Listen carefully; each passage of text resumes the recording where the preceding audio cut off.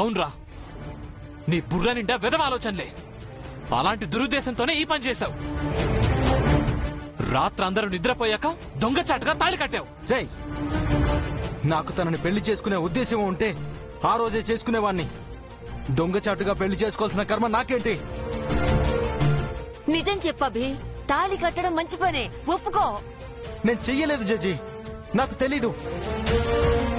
నువ్వు చేయకపోతే ఎవరు చేస్తారా?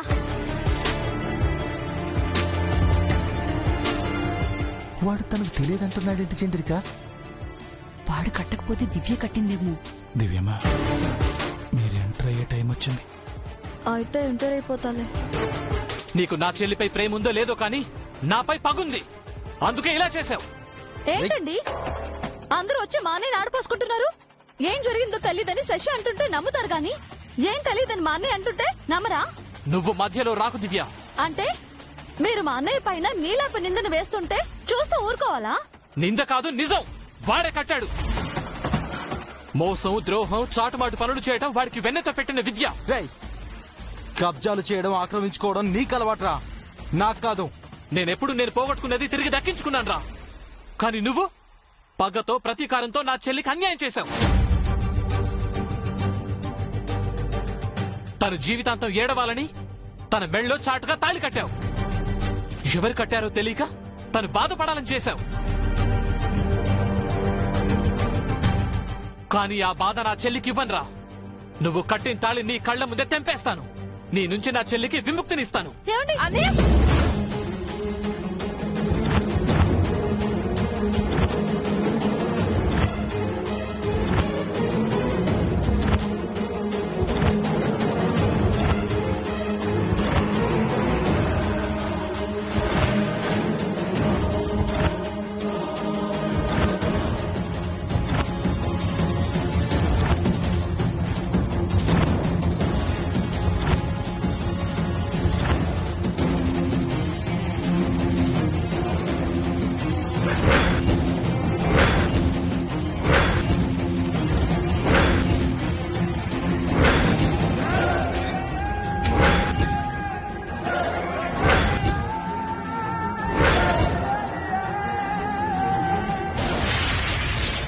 తీసుకోరా, ఈ తాళిని మెడకు బిగించుకొని చావు.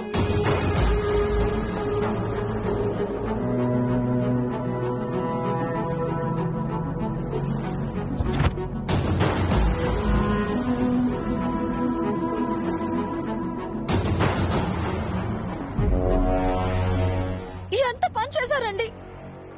బ్రతికుండగానే మా అన్నయ్యని చంపేస్తారా? ఇలాంటి వాడు బతికినా చచ్చినా ఒకటే. ఎవరికి ఉపయోగం లేని వీడి బతికేందుకు? మాటలు జాగ్రత్తగా రానివ్వండి. మీరంటున్నది మా అన్నయ్యని. అయితే ఎవడికి గొప్పే? వాడేమైనా శ్రీరామచంద్రుడు అనుకుంటున్నావా? మీరు మాత్రం శ్రీరామచంద్రులా?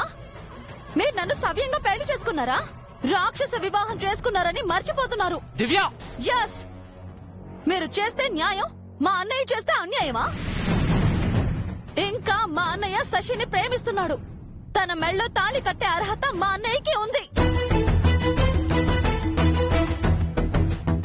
మీకు ఏ అధికారం ఉందని నా మెళ్ళో తాళి కట్టారు? ఏ హక్కుతో నా జీవితాన్ని నాశనం చేశారు? మీకు పసుబలం తప్ప జరిగిన మన పెళ్లిలో పుణ్యమే ఉంది.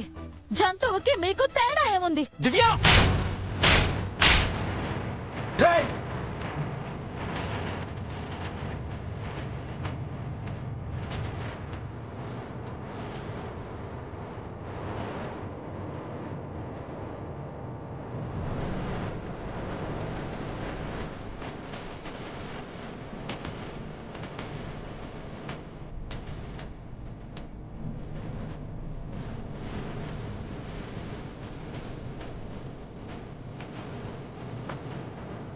నా చెల్లినే కొడతావురా?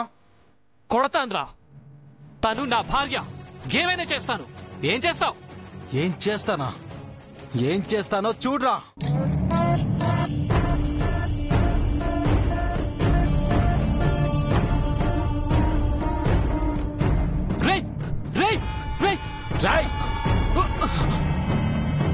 శ్రీరస్తు శుభమస్తు, శ్రీరస్తు శుభమస్తు.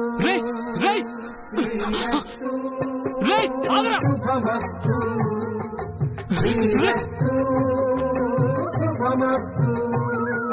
శ్రీకారం చుట్టుకుంది పెళ్లి పుస్తకం, ఇక ఆకారం దాచుతుంది కొత్త జీవితం.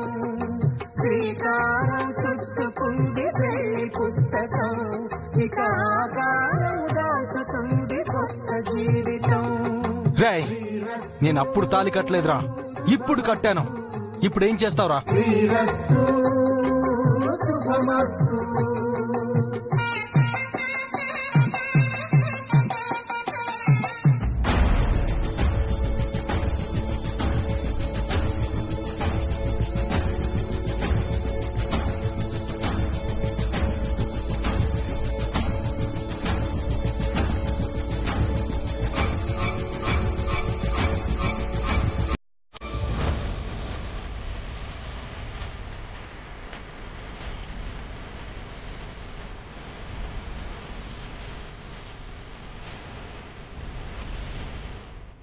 అమ్మని దివ్య అన్నంత పని చేసింది చంద్రిక.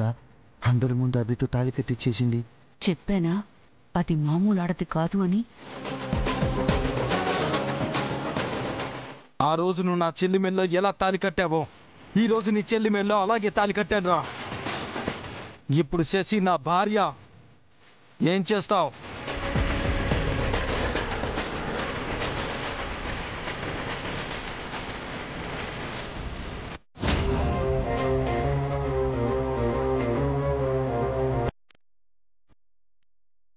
మేడం,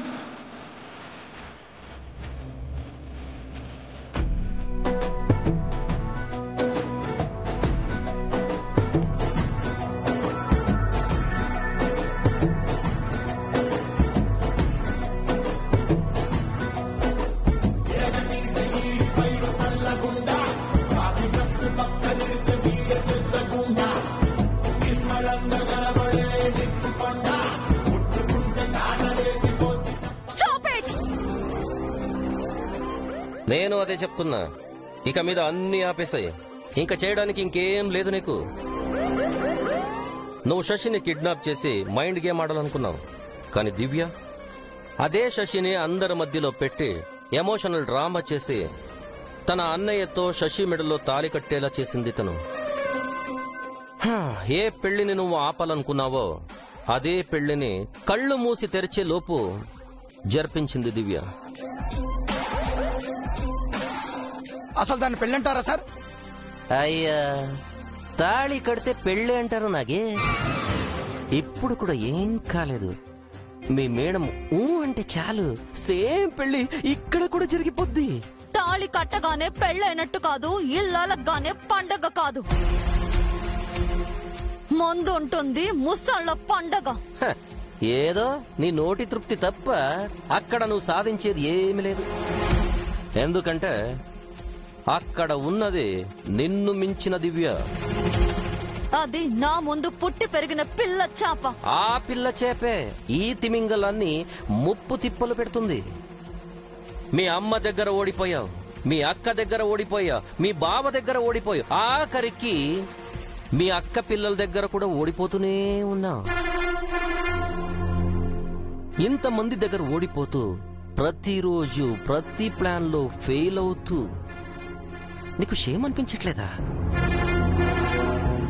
ఇంకా ఇంకా అవమానాలు పడాలనుందా? ఇంకా పరిగెత్తాలనుందా?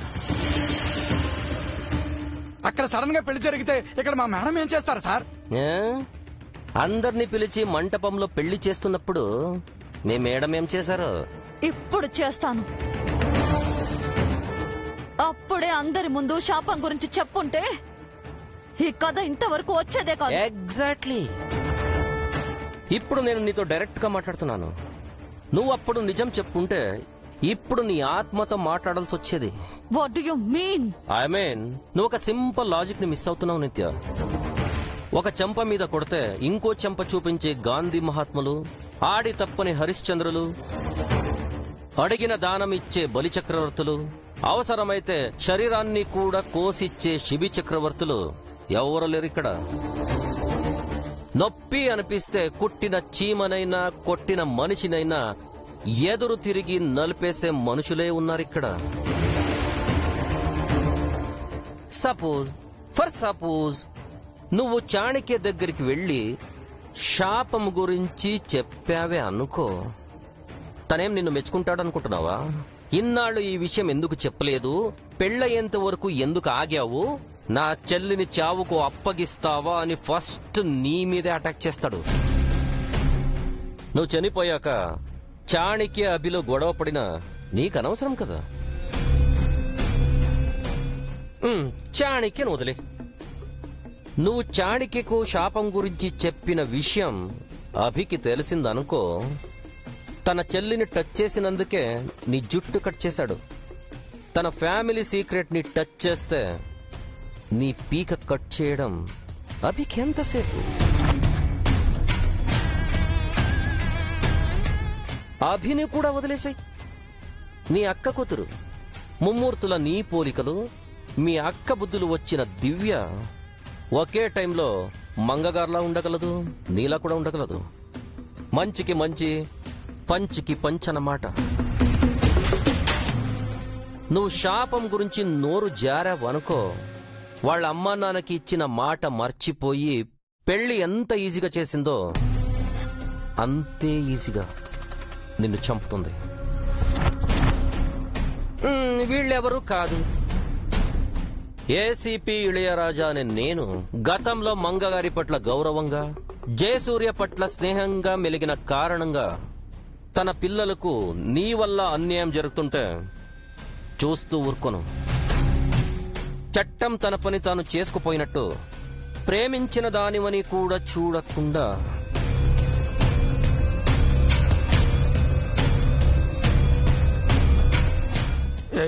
ఏం చేస్తారు సార్? ఏమో నాకి, నా మూడు ఎప్పుడు ఎలా ఉంటుందో నాకే తెలీదు. ఏదైనా చెయ్యొచ్చు. నాలో మృగం, మనిషి, స్వర్గం, నరకం, మంచి, చెడు అన్నీ ఉన్నాయి.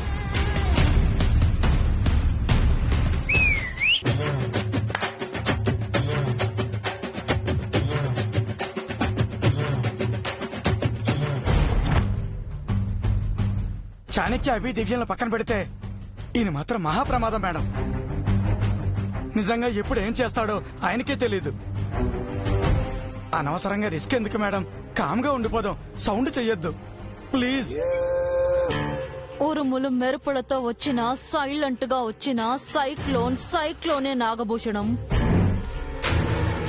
డైరెక్ట్ గానే నా వైలెన్స్ ని కూడా చూపిస్తాను.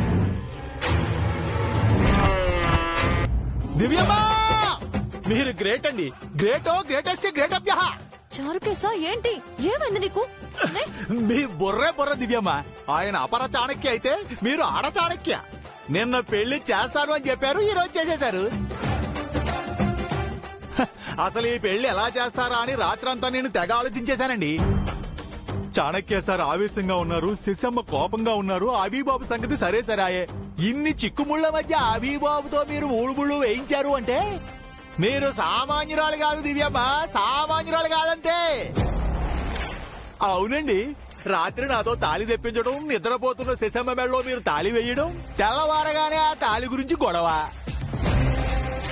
చాణక్య సార్ని మీరు రెచ్చగొట్టడం, సార్ ఆ తాళిని తెంచడం, మిమ్మల్ని కొట్టడం, అభిబాబు శశమ్మ మెడలో తాళి కట్టడం. అబాబాబాబాబాబాబాబా, ఇది అంతా ఒక సినిమారీలా గిర్రూని తిరిగేసింది అనుకోండి. ఒకవేళ అభిబాబు తాళి కట్టకపోయి ఉంటే అలా జరిగే అవకాశమే లేదు. అంటే అంతా ఆలోచించే పర్ఫెక్ట్ గా ప్లాన్ చేశారన్నమాట. మీరు జీనియస్ దివ్యమ్మా. ఊరికే పొగడకు చారుకేశా. ఇక ముందు ఏం జరుగుతుందా అని భయంగా ఉంది. దేనికండి భయం? దేనికి? గుర్రాన్ని చెరువు దాకా తీసుకువెళ్తాం గాని నీళ్లైతే బలవంతంగా తాగించలేం కదా. అలాగే అన్నయ్యకి పెళ్ళైతే చేశాం గాని కాపురం ఎలా చేయించను? ఇన్ని ఆలోచించిన వారు అది ఆలోచించకుండా ఉంటారు దివ్యమ్మా. మీరు ఎంత ఆలోచించినా అన్నయ్య మైండ్ లో ఏముందో నాకు అర్థం కావట్లేదు చారుకేశా. ఊరుకోండి, మీ అన్నయ్య గారి గురించి మీకు తెలియబోవడం ఏమిటి? నువ్వు నాకు హెల్ప్ చేస్తావా? చెప్పండి, మీరేం చేయమంటే చేస్తా. అన్నయ్య మనసులో ఉన్న బాధ ఏంటో చెప్పు. అది నాకు తెలియదండి. నువ్వు తెలిసి చెప్పట్లేదు కదా? నిజంగా తెలియదు దివ్యమ్మా. అయితే నాతో ఎందుకు హోమం చేయించాడు? ఈ ఇంట్లో ఎందుకు ఉండొద్దు అన్నాడు? శశిని పెళ్లి చేసుకోవడానికి ఎందుకు ససేమీరా అన్నాడు? నాతో ఎందుకు పూజలు చేయించాలనుకున్నాడు? వీటికి అన్నయ్య మనసులో ఉన్న బాధకి ఏదో సంబంధం ఉంది. అదేంటో తెలిస్తే అన్నయ్యని శశిని హ్యాపీగా కలపొచ్చు చారుకేశా. చెప్పు. విశ్వాసానికి మారు పేరైన చారి అంకుల్ కొడుకువి నువ్వు. చెప్పు చారుకేశా. భలేవరే, నాకు తెలిస్తే చెప్పకుండా ఎంతసేపు ఉంటానా? ఎప్పుడో చెప్పుండేవాడిని. నీకు తెలుసు అని నా అనుమానం. నాకు చెప్పొద్దు అని మా అన్నయ్య నీకు చెప్పాడు కదా. అబే అదేం లేదు దివ్యమ్మ. దివ్యమ్మ నాకు ఫోన్ వచ్చింది, నేను మళ్ళీ వస్తానండి. హలో చిన్నారావు, నేను ఎక్కడుంటే నీకు ఎందుకురా?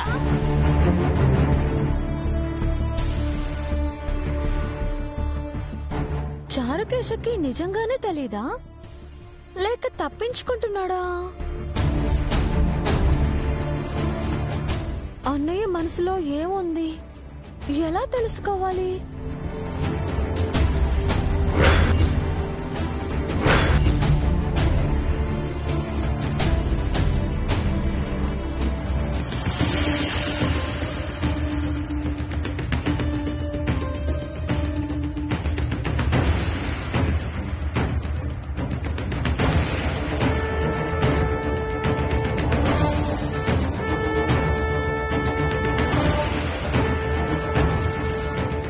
దివ్య, ఏమైందమ్మా?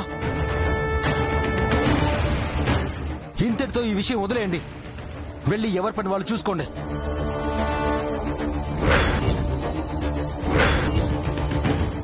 మీరొక క్రతువు చేయాలండి. నదీ తీరంలో స్నానం చేసి పూజలు చేయాలి.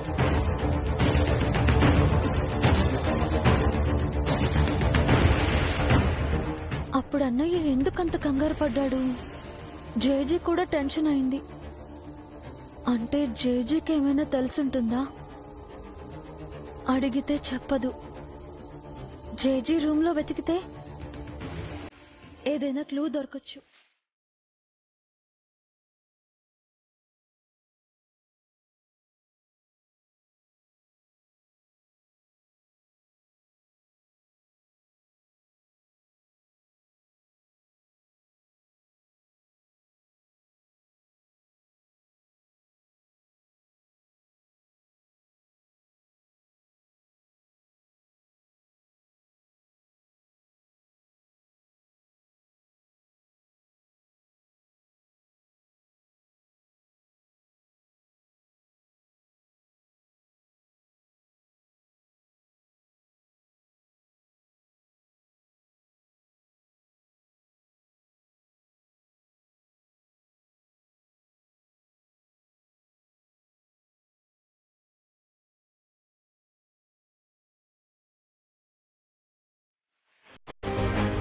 ఏంటివి? పాతకాలం నాటి తాళపత్రాల్లో ఉన్నాయి.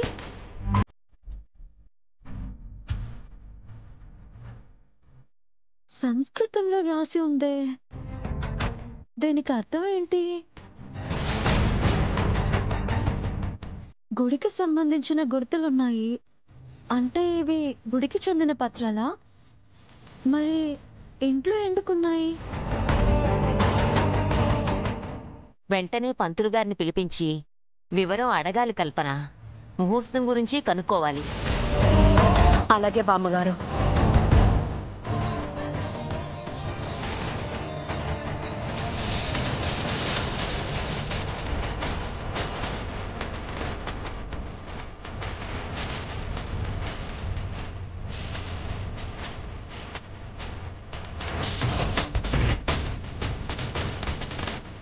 దివ్య, ఇక్కడేం చేస్తున్నావమ్మా? ఊరికే వచ్చాను జాజీ. మీ దగ్గర చాలా పుస్తకాలు ఉన్నాయి కదా, నేను చదవడానికి ఏదైనా మంచి పుస్తకం ఉంటుందేమోనని చూస్తున్నాను. నువ్వు చదివే పుస్తకాలు నా దగ్గర లేవమ్మా. అన్నీ పురాణాలకు సంబంధించినవే ఉన్నాయి. అవును జాజీ, అవే ఉన్నాయి. నాకేం వద్దు, నేను వస్తాను.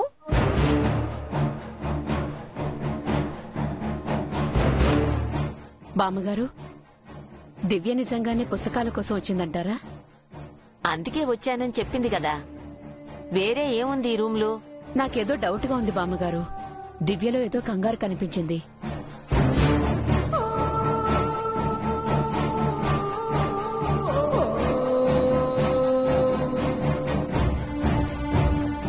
పుస్తకాలన్నీ ఉన్నాయే, దివ్య ఏమి తీసుకువెళ్ళలేదు. ఎందుకు కంగారు పడిందబ్బా?